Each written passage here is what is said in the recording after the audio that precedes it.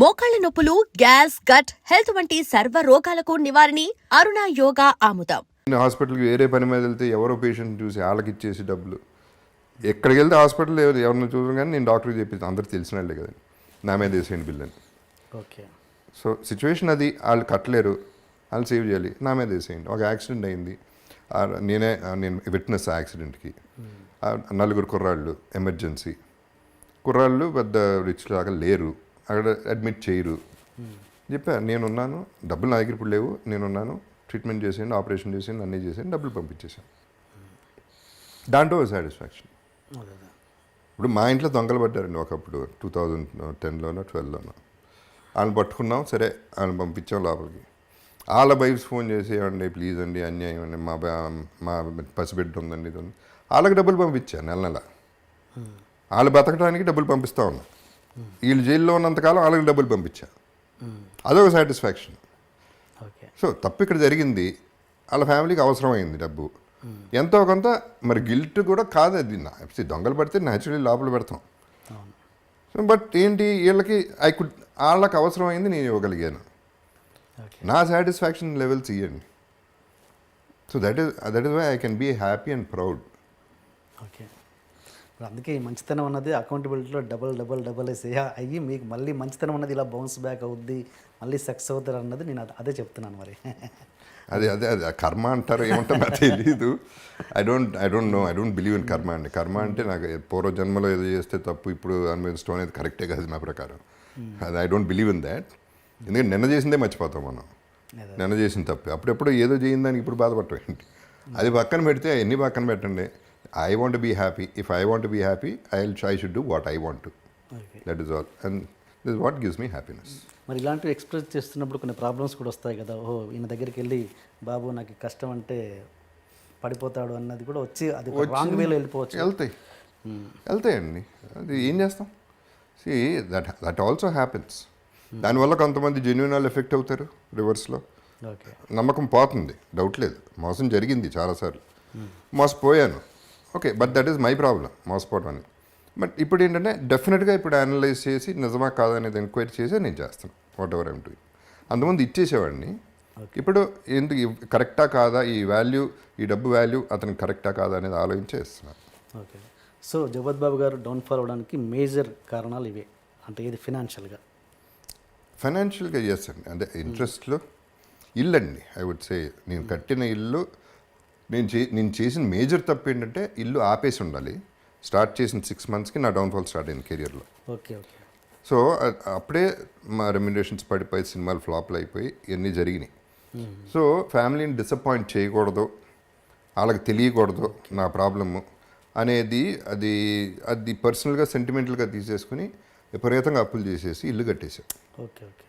And naturally ఇంట్రెస్ట్లు మీకు తెలిసి ఎట్ట పెరుగుతాయి, అది 15-20 ఏళ్ళు ఇంట్రెస్ట్ పెట్టాను.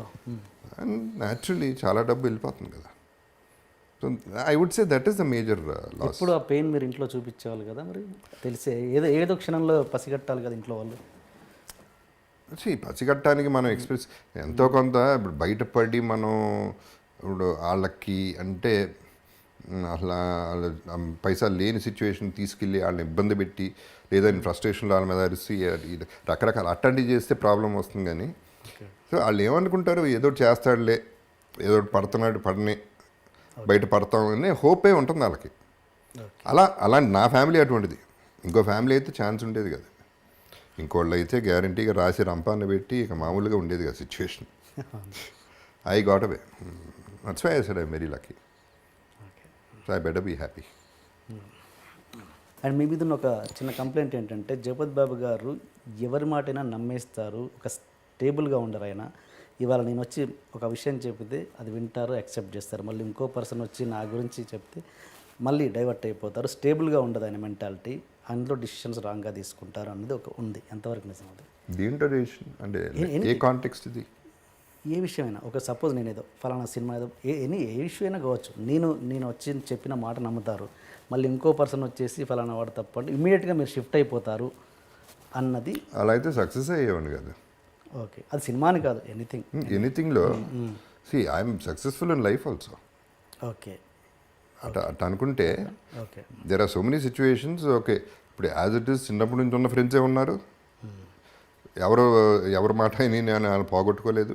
నా ఫ్యామిలీ నాతో ఉంది, మా ఫాదర్ ఫ్యామిలీ నాతోనే ఉంది. ఎవరితోనూ గొడవలు లేవు, ఓకే. ఎవరితోనూ ఇష్యూస్ లేవు. It is I listen to people. Okay. అందరు చెప్పేది వింటానండి, డెఫినెట్గా వింటాను. బికాజ్ అందరు చెప్పేది వినాలి కూడా. డెసిషన్ నేను తీసుకుంటా 100%. డెసిషన్ నా సోలో డెసిషనే. ఎవరి డెసిషన్ ఎవడో చెప్పింది నేను విని డెసిషన్ తీసుకోను. ఓకే. అందరిది వినేసి రైట్ ఆర్ రాంగ్ నేను decision తీసేసుకుంటా. This is what my characters. మీరు క్విక్ డిసిషన్ మేకరా ఆర్? డిపెండ్స్ అండి. అది ఇమీడియట్ అంటే అది పర్ఫెక్ట్గా స్ట్రైక్ అయితే అది తెలుస్తుంది మనకి, ఇంట్యూటివ్గా తెలుస్తుందండి. ఇది 100% ఓకే అంటే వెళ్ళిపోతాను ఇంకా. ఓకే. సో ఇప్పుడు అట్లా అనుకుంటే అంతఃపురాలు చేయకూడదండి, వెబ్ సిరీస్ చేయకూడదు, సినిమాల వరకు చూస్తే. అదే. అండ్ న్యాచురలీ ఫ్యామిలీ మీద కంప్లైంట్లు, సిస్టర్ వాళ్ళ మీద కంప్లైంట్లు ఇట్లాంటివన్నీ చేస్తూ ఉంటారు ఫ్యామిలీలు, తెలుసు కదా. అవన్నీ నేను ఎప్పుడు కన్సిడర్ కూడా చేయలేదు.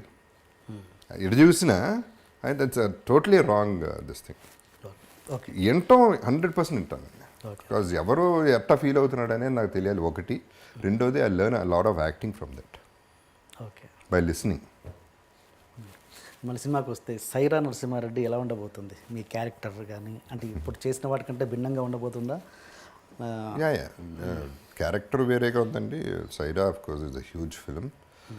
మాకు బాగా నచ్చింది ఏంటంటే సైరా అంటే నేను ఇంకా ఎక్కువ రోజులు చేయలేదండి. క్యారెక్టర్ అయితే చాలా బాగుంది. ఓకే. బట్ ప్రొడక్షన్ అండి I should commendable. Ram Charan నిజంగా హ్యాట్స్ ఆఫ్. చిరంజీవి గారు అవ్వచ్చు, రామ్ చరణ్ అవ్వచ్చు. అక్కడ జార్జియాలో వాళ్ళు ట్రీట్ చేసిన పద్ధతి అంటే చిన్నాళ్ళని ఎస్పెషలీ యూనిట్ వాళ్ళని ప్రతి ఒక్కళ్ళకి భోజనం బ్రహ్మాండంగా పెట్టారు, స్టే బ్రహ్మాండంగా ఇచ్చారు, పాకెట్ మనీ ఇస్తూ ఉన్నారు. అందరూ బాగున్నారా లేదా చూసుకుంటూ ఉన్నారు. ఎప్పుడు పడితే ఎవరికి ప్రాబ్లం వచ్చినా డాక్టర్ దగ్గరికి తీసుకెళ్ళారు. Everything was done so well. ఆ మార్పు యాక్చువల్లీ అంటే ముందు కూడా ఐ డోంట్ నో, నేను వెళ్ళే ముందు చరణ్ ఒకరోజు వచ్చాడు, ఒకరోజు వచ్చి వెళ్ళిన తర్వాత మళ్ళీ ఇంకెక్కువ మార్పు తెలిసింది. అంటే silent AC that is what I liked. సైలెంట్గా చేసి వెళ్ళిపోయాడు. సైలెంట్గా ఏం పెద్ద అడవాడు చేయలేదు, పబ్లిసిటీ చేయలేదు, ఏం చేయలేదు. చెప్పాల్సింది గట్టిగా చెప్పేసి వెళ్ళిపోయాడు. బడ్జెట్ కాదు ఇక్కడ, treatment. And I really hats off to Ram చరణ్కి. మీరు ఫస్ట్ టైం కదా చిరంజీవి గారి కాంబినేషన్లో చేయడం అయితే ఫస్ట్ టైం? ఎస్. చిరంజీవి గారితో చేశారు, బాలకృష్ణ గారితో చేశారు, నాగార్జున గారితో చేశారు, వెంకటేష్ గారితో బ్యాలెన్స్ ఉన్నట్టుంది కదా, అది చేశారు? వెంకటేష్తో చేయలే. చేయలేదు. చేయలే. ఎప్పుడు రాలేదా మీకు టాక్స్? పడలా. రాలేదు. అట్లా పడలా. పడుతుంది ఇప్పుడు. ఉంటుంది కదా, ఏదో ఉంటుంది ఉంటుంది. అందరం చైల్డ్హుడ్ ఫ్రెండ్స్ అండి యాక్చువల్లీ. వెంకటేష్ నాయుడు గారి ఫ్యామిలీ, నాగేశ్వరరావు ఫ్యామిలీ, శివాజీ గారి ఫ్యామిలీ. అండ్ ఒకే స్కూలా? నాన్నగారు లేదు, బ్రదరు నాగార్జున ఒక కాలేజ్లో చదివారు, వెంకటేష్ వేరే స్కూలు, వాళ్ళు వేరే స్కూల్స్ ఒకటి కాదు, ఫ్యామిలీ గెట్ టుగెదర్స్ ఇదంతా. వాళ్ళ ఇళ్ళకి నాయుడు గారి ఇల్లు ప్యారలల్ స్ట్రీట్, రోజు వాళ్ళు అక్కడో మేము ఎక్కడో, గుమ్మడి గారి ఇల్లు పక్కిల్లు. ఓకే. సో అట్లా అందరం ఒక ఫ్యామిలీ అని. మీరు మామూలు కులం అన్నదానికి పెద్ద ఇంట్రెస్ట్ చూపరు, బట్ నాగార్జున గారు మీరు ఎప్పుడు ఫోన్లో ఏరా చవ్ అంటే ఏరా చవ్ అని అనుకుంటారంట. ఏరా చౌ ఫస్ట్ ఆఫ్ ఆల్ ఏరా అనుకోలేదు. నంబర్ 1 చౌదరి అనేది నాకు తాతగారి పేరు జగపతిరావు అవటం వల్ల, నా పేరు జగపతిరావు అవటం వల్ల అమ్మకి ఏమని పిలవాలో అర్థం కాల. జగపతి అని పిలవలేదు. సో ఆ దీంట్లో Chowdary was the simplest form. అది క్యాస్ట్ కాదు అసలు, ఇట్ ఈస్ మై నేమ్. ఇంట్లో పెట్టిన నేమ్ చౌదరి, క్యాస్ట్కి సంబంధం లేదు. ఓకే. అండ్ సో అదేంటి చౌదరి బికేమ్ చౌ. ఫ్రెండ్స్లో చౌ అయిపోయింది అంతే. చౌ ఇస్ నాట్ అ క్యాస్ట్. ఆయన మంచి అంత క్యాస్ట్ ఫీలింగ్ ఉంటే చౌదరి అని పిలవాలి. అంటే మీరు నాగార్జున ఈయన గురించి మాట్లాడదాం ఒకసారి. ఆయన ఫీలింగ్ ఎలా ఉండదు? మీరు కూడా ఆయనతో చాలా క్లోజ్ కాబట్టి నాగార్జున గారు. ఇంతకుముందు అర్జున్ గారి గురించి అడిగినట్టు నాగార్జున గారు మీకైనా సజెషన్స్ ఇచ్చేవాళ్ళ ఎప్పుడైనా? నాగార్జున గారు ఫస్ట్ ఆఫ్ ఆల్ నాకంటే 2-3 years ఓల్డర్ అండి, అండ్ బ్రదర్ ఫ్రెండ్ ఎక్కువ. సో సజెషన్ అనేది అలా అంతవరకు ఎప్పుడు డిస్కషన్స్ అలా ప్రొడక్షన్లో చేశా. కానీ ఒకటి ఏంటంటే 100% నేను నిజం చెప్పాలంటే 2 రోజులకు ఒకసారైనా నాగార్జున తలుచుకుంటా. Why? Because is living his life. తనకి సంపాదించడమో తెలుసు, ఖర్చు పెట్టడమో తెలుసు, ఇవ్వటమో తెలుసు, తెలివైనాడు. ప్రతి దాంట్లో ఇన్వాల్వ్ అయిన ప్రతి దాంట్లో ఫుల్ హ్యాండ్ ఉంటుంది. అది అప్పచెప్పేటాలు అయినా కాకుండా జెన్యున్ ఎఫర్ట్ అయితే చేస్తాడు. అండ్ తన థింకింగ్ నాగేష్ రావు ఫ్యామిలీ, నాకు వెంకట్ నాకు క్లోజ్ ఫ్రెండ్, తనకంటే పెద్దడు వెంకట్ నాకు ఇంకా క్లోజ్. వాళ్ళ థింకింగ్ ప్రాక్టికాలిటీస్ ఎన్ని చూస్తూ ఉంటే బాగుంటుంది. కరెక్ట్, వాళ్ళ they are living there in their terms okay in a nice way అనేది I can boldly say that. Okay okay. And caste విషయానికి వస్తే మళ్ళీ మీకు కేవలం కాస్ట్ వల్ల మీకు సినిమాలు వచ్చినాయన్న సందర్భం ఎప్పుడు లేదా? లేదండి, నాకు తెలిసి లేదు. అంటే మీకు ఉండదు, మీకు లేదు, నాకు తెలియదు మరి. వాళ్ళు ఏమైనా అది క్యాస్ట్ కోసం సినిమా తీరండి. నేను అట్లీస్ట్ నాతో తీలే. ఓకే నాకు తెలిసి అట్ట అంటే పెట్టుకోవటం మనని పెట్టుకుంటే బాగుంటుందిరా అనే ఫీలింగ్ చాలామందికి ఉంది. ఓకే కానీ పెట్టుకుంటే డబ్బులు పోతాయిరా అనేది ఒక ఫీలింగ్ కూడా ఉంది. సో ఫైనలీ డబ్బులే గెలుస్తాయి, క్యాషే గెలుస్తుంది, క్యాస్ట్ గెలవదు ఇక్కడ. సో అది నాకు తెలిసి క్యాస్ట్ అదైతే ఎప్పుడో I still been a hero or probably I been better అప్పుడే. Okay okay. నేను నా క్యాస్ట్ అది క్లారిటీ వస్తున్నా. బేసిక్ క్యాస్ట్ గొడవ అది కూడా అండి, I'm nobody to say caste నమ్మొద్దు అనేది నేను ఎప్పుడూ అంటలేదండి. నేను అనేది don't go to the level of murders, don't go to the level of electing your prime ministers and chief ministers. ఆ ఎక్స్టెంట్కి వెళ్ళొద్దు అంటున్నాను నేను. అది తప్పు, ఆ ఆలోచన తప్పు. మనాడైతే మంచాడా మంచాడా ఏది ఇంపార్టెంట్ స్టేట్కి? మంచాడు కావాలి స్టేట్ని రూల్ చేయాలంటే. మనాడు మంచాడా వాళ్ళ రూల్ ఏంటి? So that is what my feeling is that అసలు ఫస్ట్ ఆఫ్ ఆల్ ఎందుకు వయాబీ సెపరేటింగ్ అంటున్నాను. నాకు ఇప్పటికీ ఆంధ్ర తెలంగాణ సెపరేట్ అవడం ఇష్టం లేదు. నాకు ఇప్పటికీ వరల్డ్ వార్లు ఎందుకు జరుగుతాయో తెలియదు. ఎందుకు కొట్టుకుని మనం చంపుకోవటం ఏంటి, మనుషులు చంపుకోవటం ఏంటి అనేది నాకు అర్థం కాదు అసలు ఆ కాన్సెప్టే. So all this a big issue అండి, అంటే it's not a small topic. Okay sir, ఫైనల్గా ఒక 20 years తర్వాత జగపతి బాబు గారు ఒక హీరోగా గుర్తుంటారా, విలన్గా గుర్తుంటారా, లేదా ఒక ఆర్టిస్ట్గా గుర్తుంటారా? ఆర్టిస్ట్ మీ వేరే చాయిస్ ఏముంది అక్కడ ఆప్షన్ లేదు. అంటే హీరోగా చేశారు కదా చాలా సినిమాలు, అందుకని ఆర్టిస్టే నిలబడుతుంది finally. And for more videos, Please subscribe to iDream. Please subscribe to iDream. Please subscribe iDream. And please subscribe to iDream. For more videos, subscribe to iDream. please like, share, and subscribe to the channel. Congratulations, iDream. Subscribe to iDream. Subscribe to iDream. So, subscribe to iDream Media. iDream team అందరికి huge congratulations. Please subscribe iDream Media. Please subscribe to iDream. Subscribe iDream. Please subscribe to iDream. iDream అంటే నా కళల ఛానల్ను subscribe చేసుకున్న నోరు తిరుగుతలేదు, మీరైతే గంట గుర్తు కొట్టండి. For more such videos, please subscribe to iDream.